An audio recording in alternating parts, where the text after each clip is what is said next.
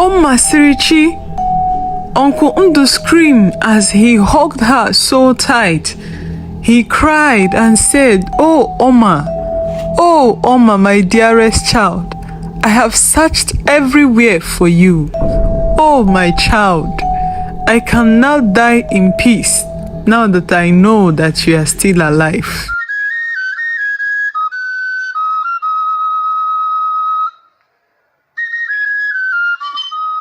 After the terrible accident, the driver picked Oma up and rushed her to the hospital. When they got to the hospital, Oma was rushed to the intensive unit care, where the doctors tried their best to save her life. The whole time, the driver was with Oma at the hospital during her unconscious state. The driver's name is Mr. Christopher, in his late 40s, a very wealthy man and compassionate soul. Day and night, he watched over Oma. He made sure that she was given the best medical care in the country. When Oma became conscious, she yelled at Mr. Christopher, "Why did you bring me back to life? Did I mention to you, sir, that I want to come back to life? You should have allowed me to die. I am tired of this life. Why did you bring me back to life?" she said while she cried. Mr. Christopher, who was confused, confusion written all over his face as he stared at Oma, he said to himself, "How can a little girl like this wish death for herself?" Then she said to Oma, "If I had killed you, do you not know that I could go to jail?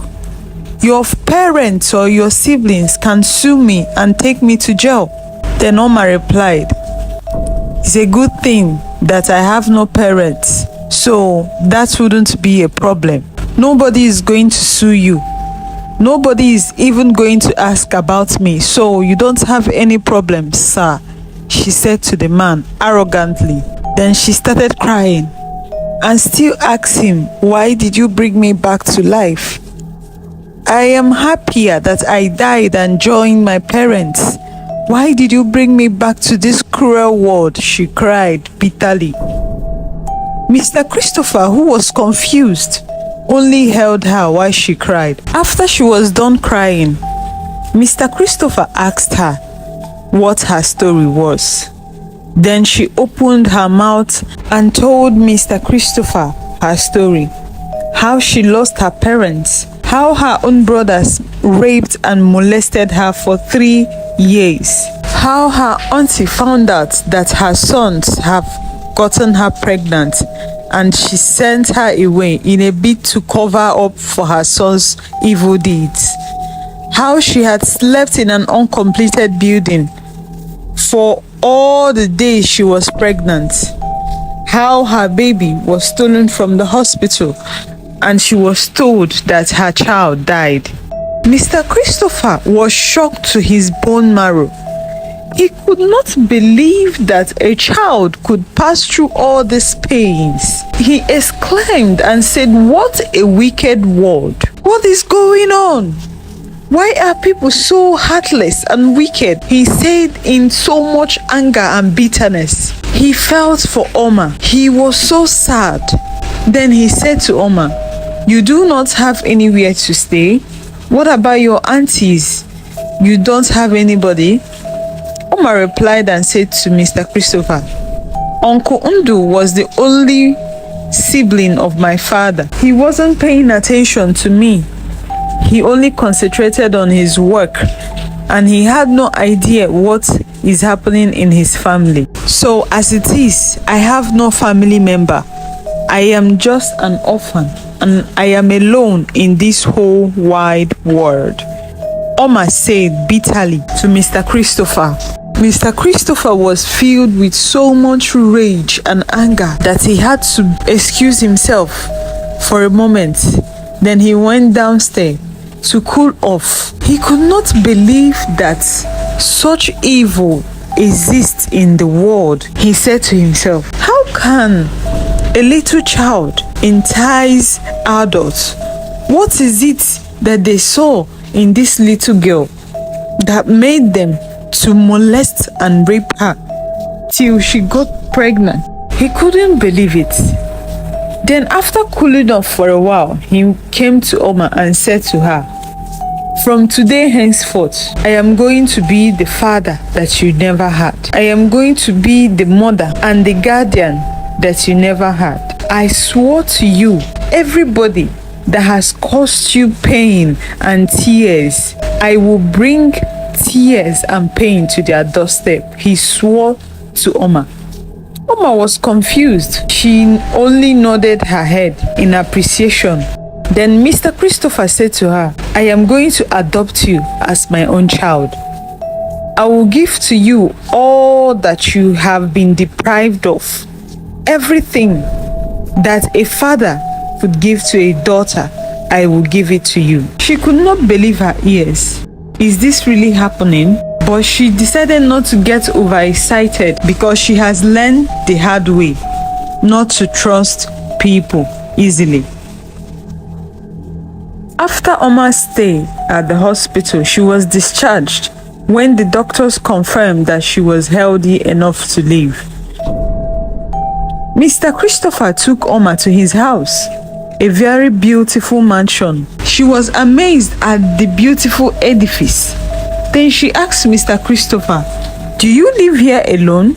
"Yes, presently I live here alone.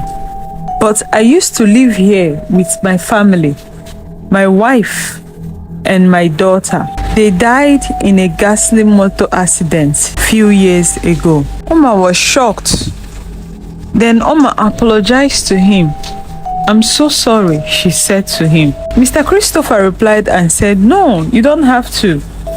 Things happen. That is life for you. The Almighty blessed me with a beautiful daughter, which is you. All the love that I was meant to give to my daughter, I will transfer them to you." Mr. Christopher later took Oma to the hospital where she gave birth and threatening them to provide Oma's child. The hospital still maintained that Oma's child was dead. Then Mr. Christopher, sensing a foul play, hired a private investigator to investigate the young man that brought Oma to the hospital that fateful day. Afterwards, he took Oma to the family of Mr. Ndo, where she was molested, raped, and chased out to the cold hands of death. Uncle Ndo's first son had brought home a very beautiful damsel that he wants to marry to show his parents. They were in the house making merry with happiness when Oma walked in with Mr. Christopher. When Mr. Ndo saw Oma, he could not believe his eyes. He jumped up. "Oma! Oma! Oh, Oma, my dearest child!" He wrapped his arms around her in a very warm hug. He could not believe his eyes. "Oma, I have searched for you everywhere, my dearest child. What happened? Where have you been?" he said, with tears dropping down his eyes. For a moment, he thought Oma was dead, but seeing her standing in front of him, he felt Oma has come back to life. He held her so dearly. Oma hugged him back with tears in her eyes. For a moment, she felt bad on what she was about to do to her uncle, but she couldn't help it. He needed to know what his family had done to her. Uncle Ndo's wife was in shock with her sons. They were in shock because they know that the truth was about to come to timelight. Oma opened her mouth and told her uncle everything that happened. Uncle Ndo was shocked that he had a heart attack. He slumped and was rushed to the hospital while the police took his sons, 3 of them along with them, to the police station. The wife was allowed to go with her husband because he needed someone around him, but the police promised to come back for her. Uncle Ndo was in so much pain that the sight of his wife disgusted him.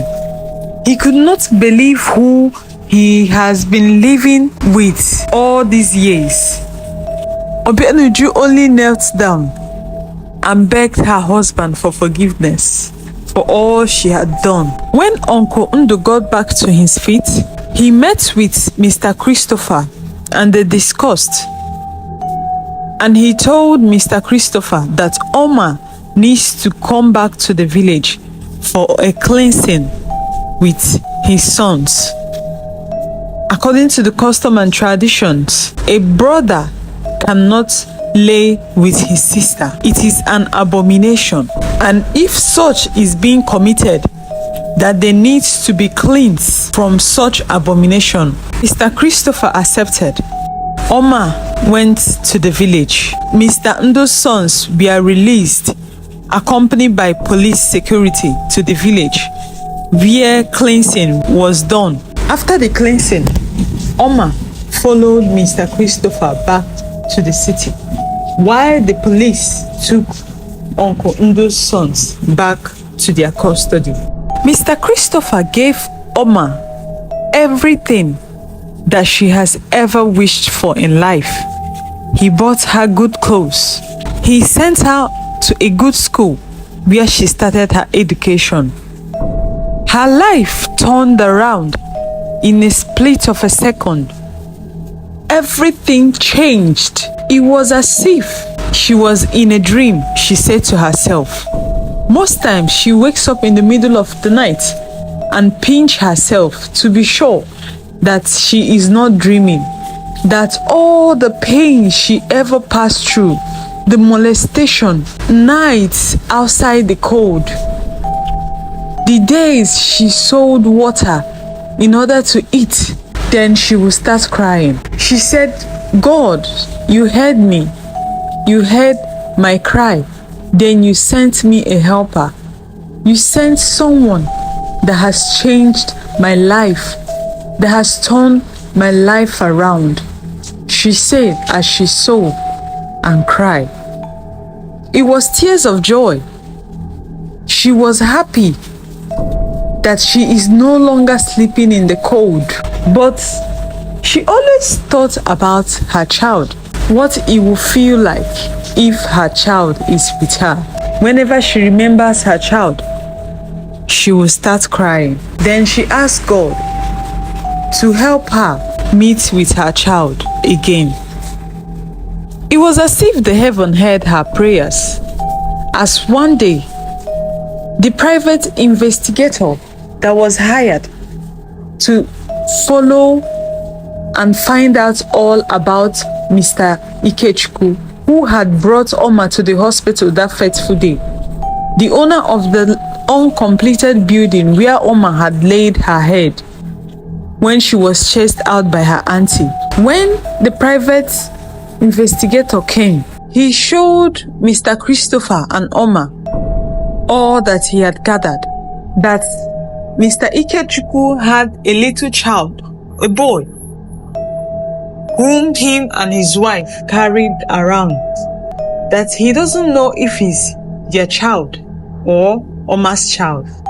But according to the age and the description of Oma, from the day she had had the baby till now, is of the same age with the child.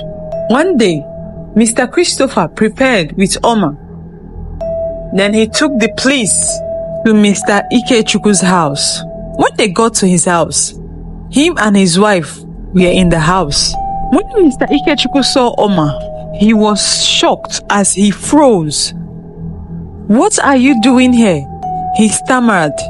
When he saw Oma, he recognized Oma. Mr. Christopher said, "So where is her child?"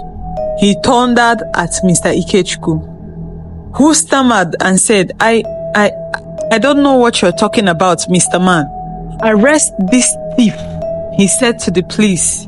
Jail him till he's ready to say the truth. Then Mr.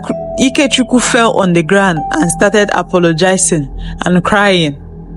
He said to the police and Mr. Christopher, I am sorry, he said. I only thought it was the best thing to do for her, since she has nobody and she cannot take care of the child. I and my wife has been looking for child for the past 3 years, and I decided to take the child because she cannot take care of the child if I had left the child with her, he said. Then Mr. Christopher said, so that is the best way to go about it? Telling the innocent girl that her child is dead, conspired with the hospital, and you even had the guts to throw her out of your own completed building where she sleeps.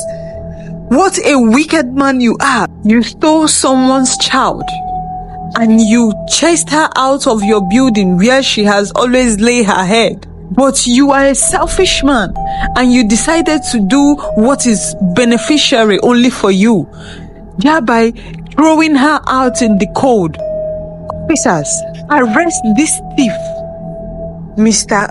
Christopher thundered. Mr. Ikechukwu was handcuffed by the police as they led him out. Oma carried her child. She held her son as tears rolled down her cheek. She never believed that a day will come where she will hold her own child with her hands. She thought that she would never set her eyes on her child again. Mr. Christopher took them home as he hired a nanny to take care of Oma's son. Then he said to her, nobody will know that you had a child now. For you to concentrate on your study, you have to finish your education. Mr. Christopher also sued the hospital that conspired with Mr. Ikechukwu to sell Oma's child. The doctor and nurse that was involved in that conspiracy were disqualified and their license were collected from them. Oma was happy that God blessed her with Mr. Christopher. She got an admission to study outside the country. Mr. Christopher was so proud of her. They were like the family that he lost. He always say that God gave him the family he lost back. He is a fulfilled man.